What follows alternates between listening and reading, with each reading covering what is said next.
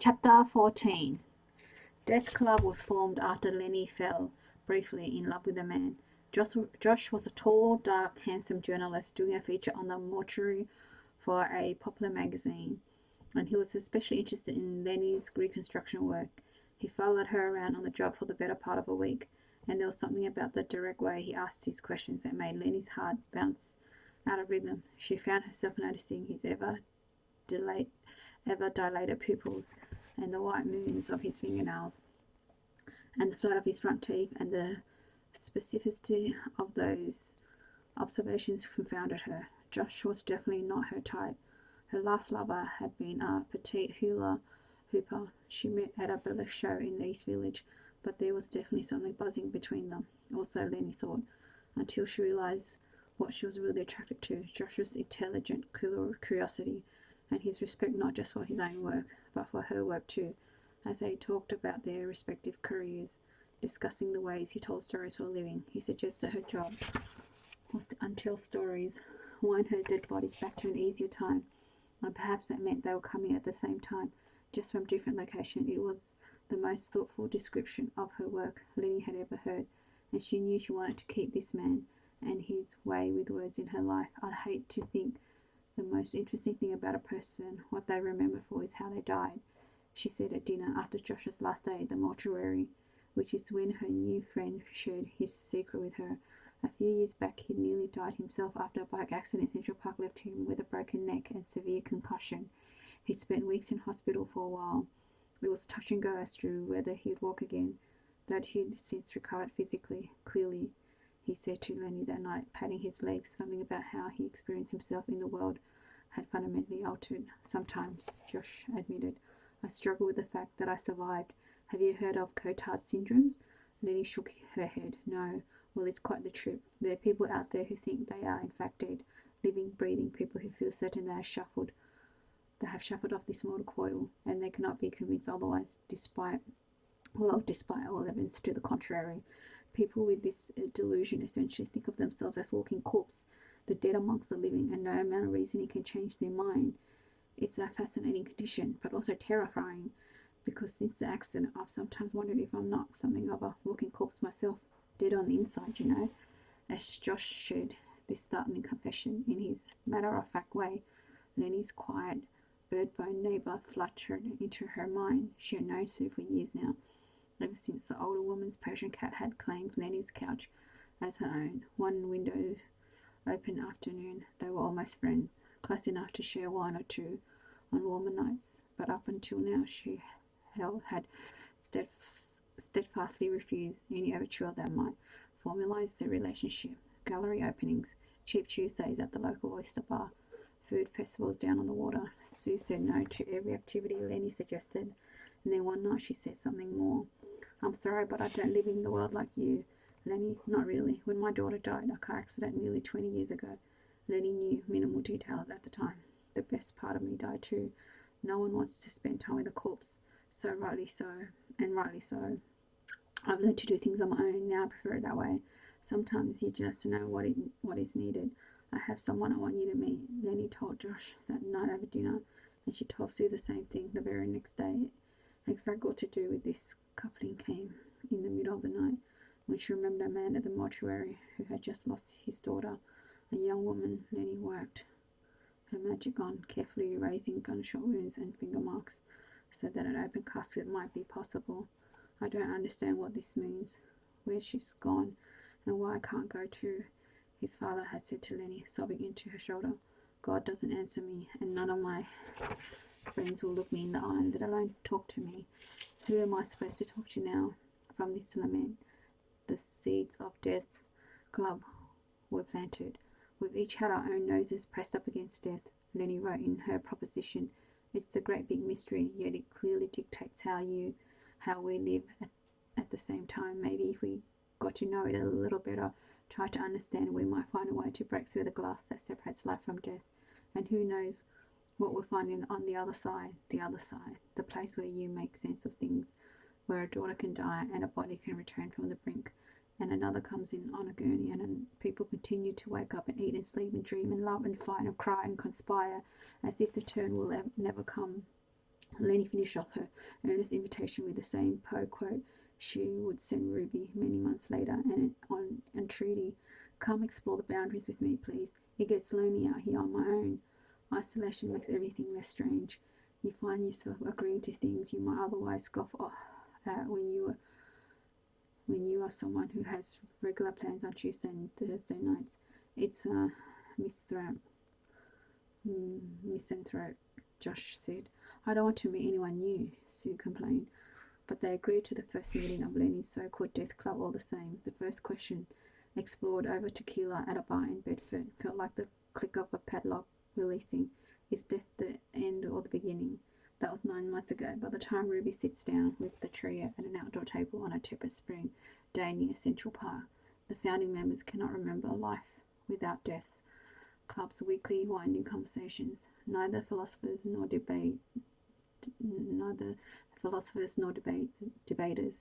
These three very different people come with their questions and their musings, their common ground, a place most other people avoid in polite, everyday conversations. Most meetings take the members far from where they started, and every meeting involves food and libations.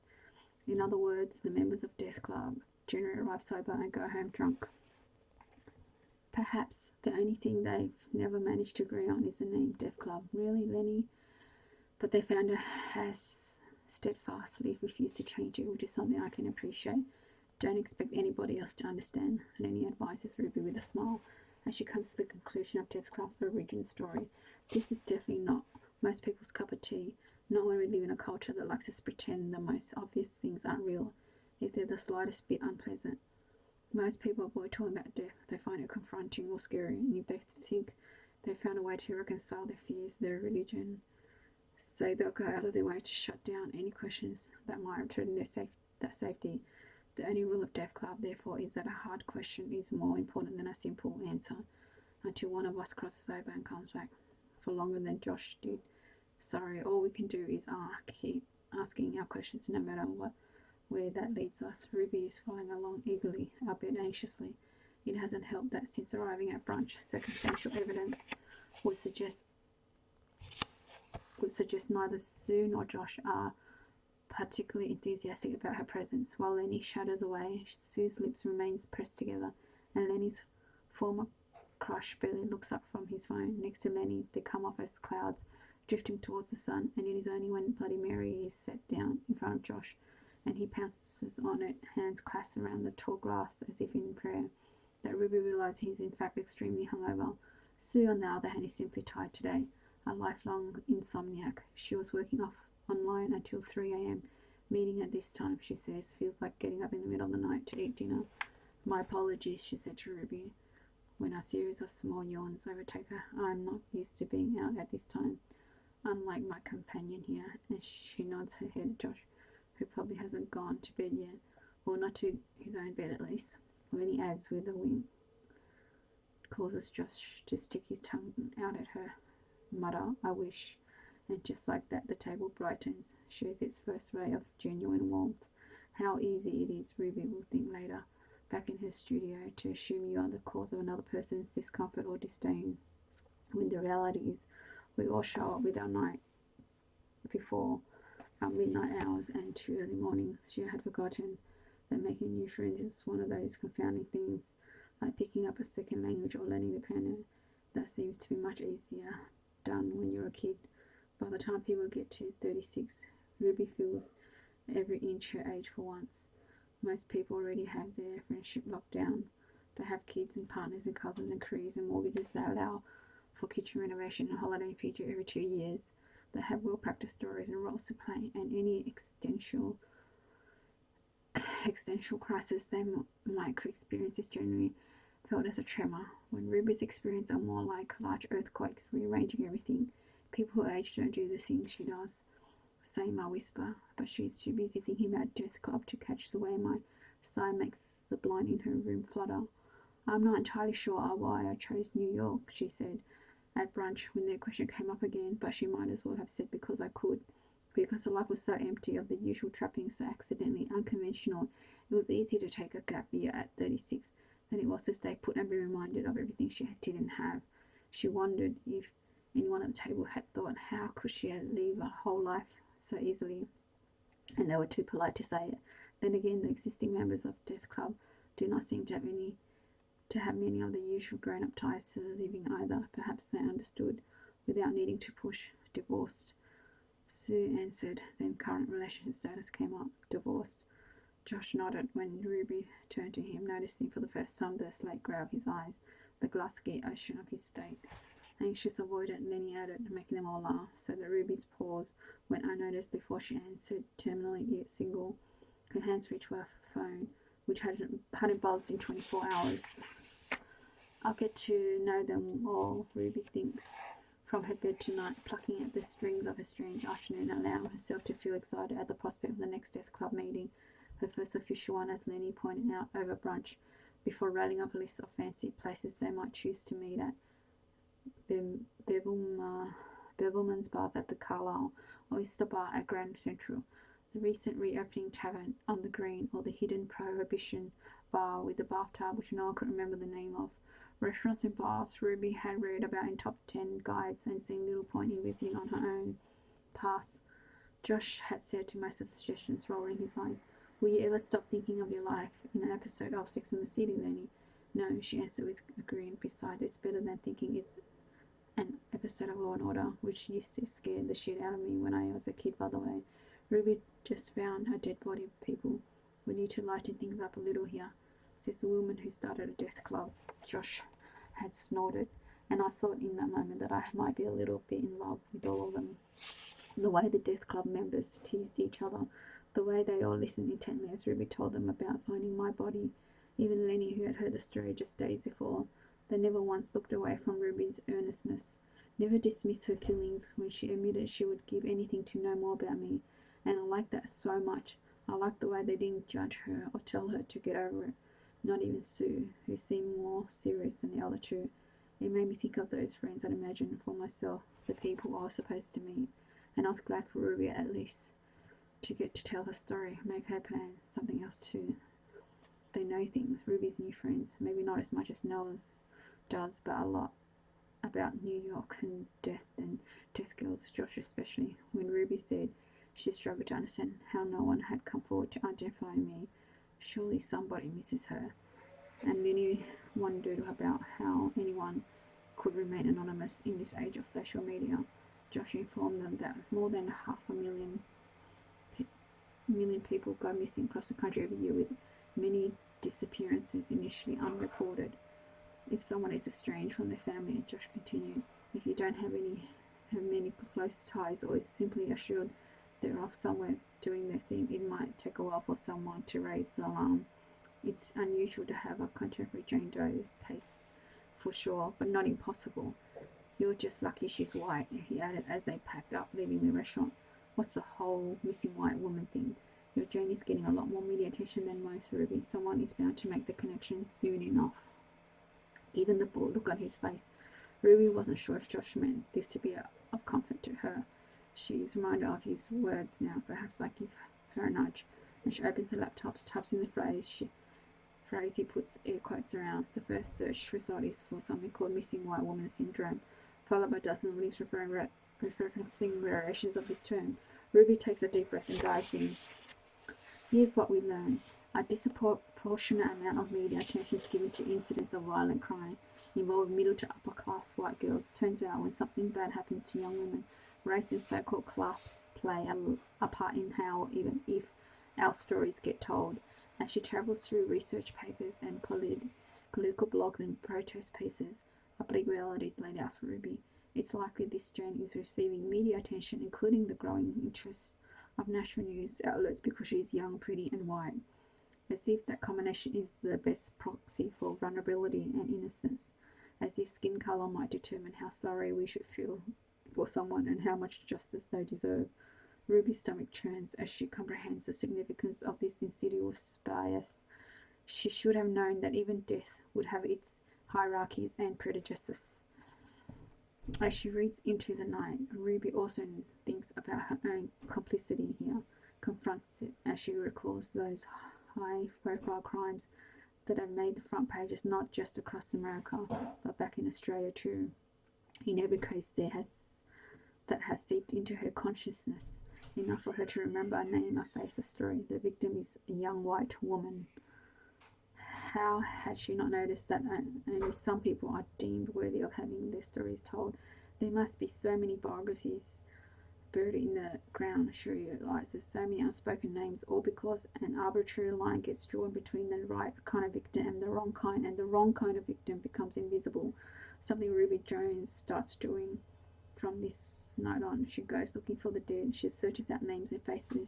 She reads obituaries and crime reports and historical accounts, and the name engraved on statues and park benches. New deaths, old death. She does her best not to discriminate as she stops over the name of every deceased person she encounters, takes the time to speak their names out loud.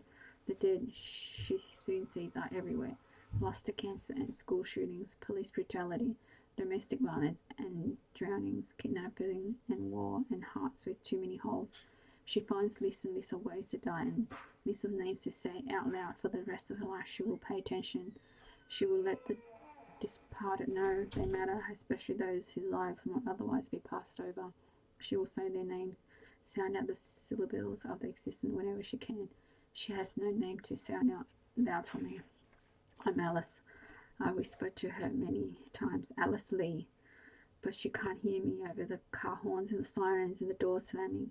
I'm lost in the buzz of her phone and the sound of the shower running, the hiss of the coffee pot downstairs and the pad of her feet against the ground.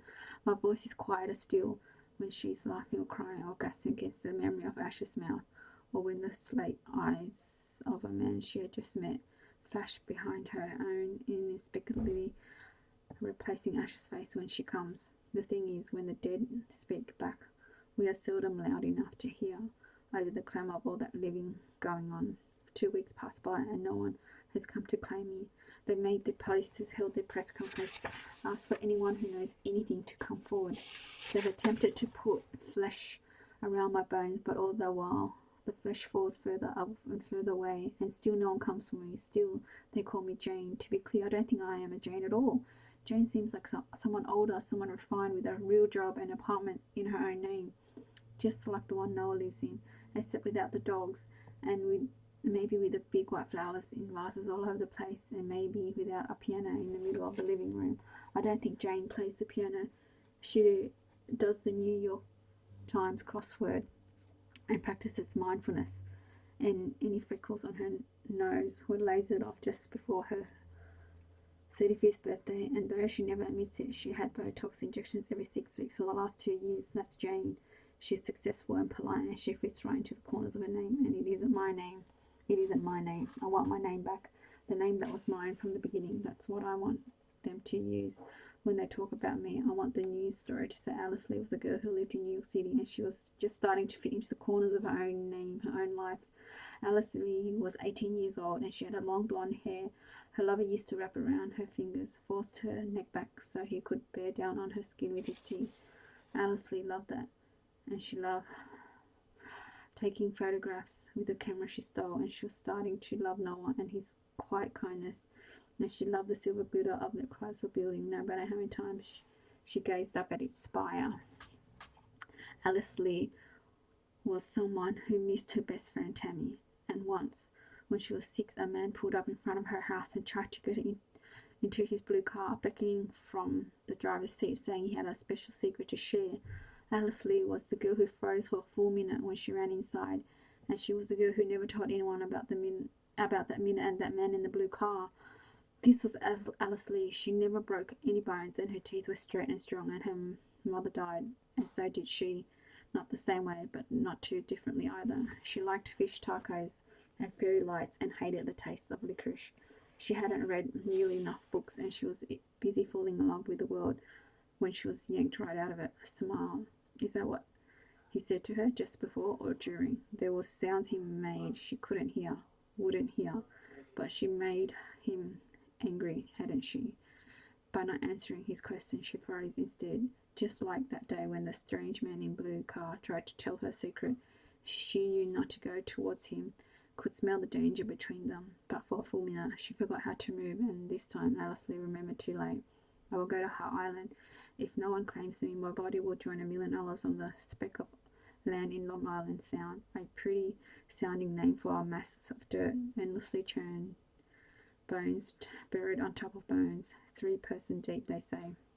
When they remember those bones belongs to people, they might loan my body out to a university first, before they take me to their island. I wouldn't mind that so much. I like the idea that some parts of my body might help fix other bodies, other warm kinetic beings in need of repair. I have no further use for the mass of calcium and marrow, for the hair and fingernails, and those blue eyes. I don't get to coil my muscles. I don't get to taste something before it reaches my mouth or come to so intensely that I'm flying. I don't suppose it really matters what they do to my body now. There used to be an asylum on Hart Island. There was an asylum here too, next to the mortuary. The dead and the damaged, side by side, out of sight. When a famous person dies, a princess or a politician, say the public gets to see it. The funeral is kind of like a celebration. They have flowers and candles and photographs and songs that tell you something about who the person was before they died. The ones left behind stand up and share their memories, and they take the life that was lived and they put a frame around it so that people don't forget. I will not get flowers and candles and songs. If I'm buried on Hart Island, no one will even know my favourite song is Try a Little Tenderness, by the way, Otis Redding. The first time my mother played me that old record, I cried. I love his soulful voice so much, and those lyrics, it seems like he was singing to me, about me, because we do get wearied, girls like me. Not the kind of song you'd play at a funeral, I suppose, but at least I would be there, present at my own mourning. If they take me to Hart Island, it's all gone. My favourite song and my favourite word, sarsaparilla, and my first ever crush, Michael, from Mrs. O'Connor's class, 4th grade. People mourn the future that is lost when someone dies. But what about the past? What about all that is bound up in person, all the things that disappear when they die? And what if you've even lost your name? What then? You will be placed in a plain pine coffin. An inmate from Rikers will dig your grave and lower you down, bones upon bones, name unknown, buried with the lost and the forgotten, an asylum for the dead. I would like to be remembered better than this. Josh says we are lucky that people will pay close attention to a girl like me. But what if they never find out who I really am? Even worse, what if they stop caring about me once they do know? What if it turns out I'm the wrong kind of victim too? Don't go there. Don't do that. Skirts too short, streets too dark. Why couldn't you? Who did you? How did you? When you go around asking for trouble like that, what exactly do you think would happen? Look at all the things they tell us. Listen to the words ringing in our ears as the bodies stack up, as another young woman is added to the pile of limbs and hearts and hopes and dreams, and all the things she'll never do because of all the things she didn't do, or all the things she did. That's the part they seldom make clear when they decide who gets to be the right kind of dead girl, if they think of us at all.